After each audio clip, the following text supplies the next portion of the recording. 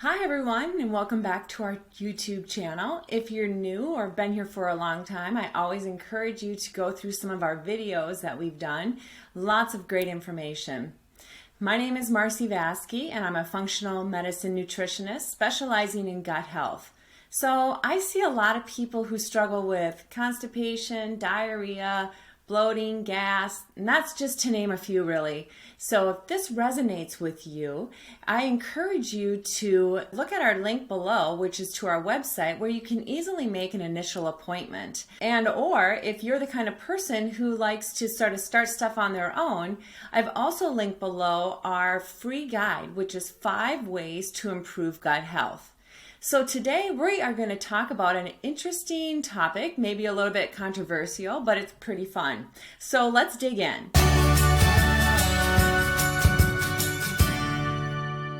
So today we're going to discuss, is plant-based meats really healthy for you? If you're a vegetarian or someone who just likes to incorporate some plant-based proteins into their diet, you may have wondered, are some of these new plant-based meat products really healthy for me? And that's what we're going to talk about today. So many people believe that eating more plant-based meats will really benefit their health and the environment. And plant-based meats could be a sustainable product or answer to some global concerns, but the question we're going to discuss today is, are they actually healthy for you? So let's dig into some research. There was a study done in 2021 that found before there were those plant-based meat alternatives, people who chose to eat plant-based proteins opted for more of those traditional proteins, such as tofu or lentils or nuts, and their dishes were typically lower in damaged fats or damaged oils and sodium. So in comparison to the plant-based meats that are out there now, such as sausages, burgers, or even nuggets that you can find, they are oftentimes filled with fillers that don't offer that nutritional benefit that the traditional plant-based proteins do. And data from the article actually showed that regularly consuming these ultra-processed meats can increase a person's caloric intake, sodium intake, as well as getting too many of those damaged fats. So in this study, they found when they compared the people who consume more of the beans and lentils and nuts compared to individuals that were consuming more of that meatless ultra-processed product, they were specifically finding that they were lower in nutrients like calcium, potassium, magnesium, zinc, and B12. And those are all significant minerals and vitamins that our body needs to function properly. So those that were eating those more ultra-processed meat alternatives also were showing higher values in the sugar that they were consuming or saturated fats that they were consuming. So far, it doesn't sound like those alternative meat substitutes are going to be the things you want to reach for, but let's keep chatting about it. So we know that, they've really been marketing the plant-based meat alternatives as this great product. You might be thinking, well, why is this that it's lower in these essential vitamins and minerals and also maybe higher in the poor damaged fats and also in sugar content?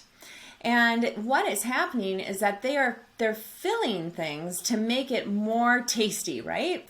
We don't want to eat something that's going to taste like a piece of rubber, so they're putting extra things in it. And these newer plant-based meats are containing less of, like I mentioned, the calcium, the potassium, the magnesium, our zinc, and B12, and higher in sodium and unhealthy fats, like canola oil, for example.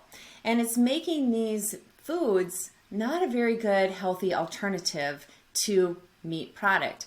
However, what they do compare to is that these alternative meats have about the same amount of protein as a animal protein. So that makes it, pretty easy to market that way, but we need to look at the fine lines when it comes to this stuff. Now, of course, different brands of plant-based meats are going to really vary in nutrient density as well as having some strengths and shortcomings. So, what we're going to look at next here is digging into the details a little bit and the things that I want you to look out for when you are purchasing, if you're looking for that plant-based meat product. What should you be looking for? Now, manufacturers are, using a variety of products to really make that plant-based meat. And some of them that they use are things like vital wheat gluten or seitan, soy and tofu, things like potato starch, coconut oil, beans and lentils, nuts and seeds, certain vegetables. Those things are all going to be possibly found in these plant-based meats. Now, because manufacturers use such a wide variety of product to use plant-based meat products, then you could be purchasing something in a store or ordering something in a restaurant and they both say plant-based, and you think that you're getting probably the same thing, but as you've learned just a moment ago, it could be a variety of different things. So really understanding what you're purchasing is going to be important. You might find a plant-based burger that's made up of mushrooms and beans. Pretty nice, right? It's fresh, it's good, it has more nutrients in it, it's going to have more fiber in it.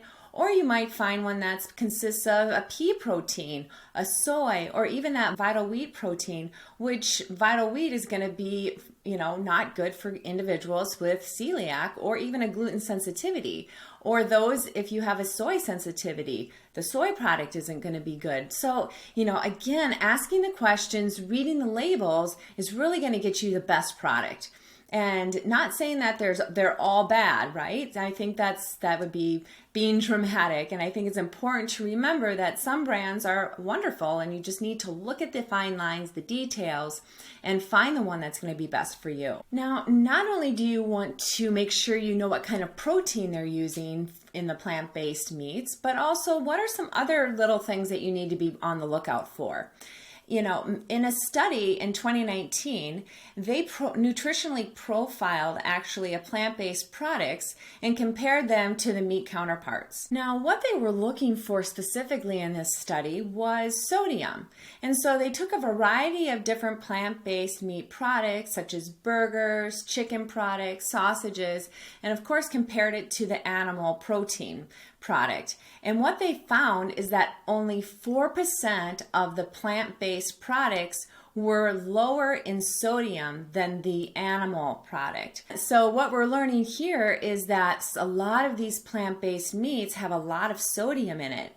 And the average was roughly 500 milligrams in every 3.5 ounces. However, it varied greatly, and some plant-based meat products went all the way up to 1,200 milligrams of sodium in 3.5 ounces of the product.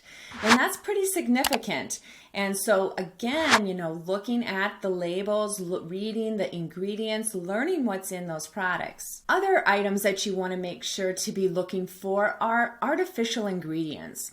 And so you just want to basically avoid long lists under the ingredients of artificial ingredients, things like fillers or additives.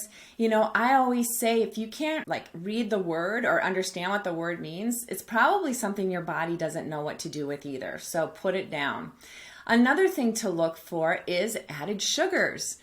And you're probably thinking, added sugar in a meat protein or a plant-based meat protein? Yeah, they put sugar in everything. And so you want to be really diligent about looking for words like fructose, maltose, glucose, words ending in OSE. Those will indicate a type of sugar that's been added to the product.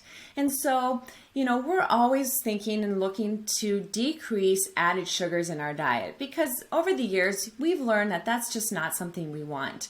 And specifically, if you're going to be eating something over and over day to day, you want to make sure you're minimally eating those added sugars. So watch out for those in the plant-based meat products. Now, another one to really look for is damaged oils. And, a lot of times we just overlook that because we might be looking for sugars, or we're paying attention to all the fillers that we can't understand what the words mean. And so one thing you want to look for as well is going to be those damaged oils. So things like canola oil, soybean oils, vegetable oils. These oils will be found in some of these plant-based meats.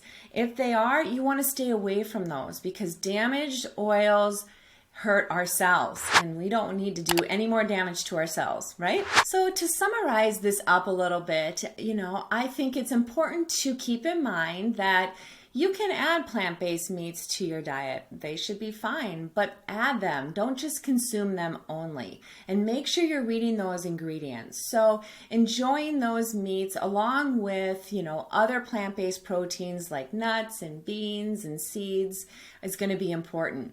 Also, if you are a vegetarian or even a vegan, you want to make sure that you're supplementing with those key nutrients, things like B12 or the magnesium, the potassiums, especially if you're lower on some of the traditional vegetarian or plant-based proteins.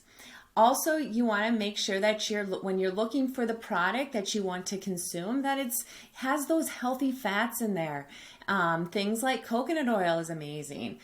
So there might be, different kinds of healthy fats in there. They might even put in, like avocado oil perhaps, but really paying attention to getting rid of those bad oils, the canolas, soybeans, vegetable oils.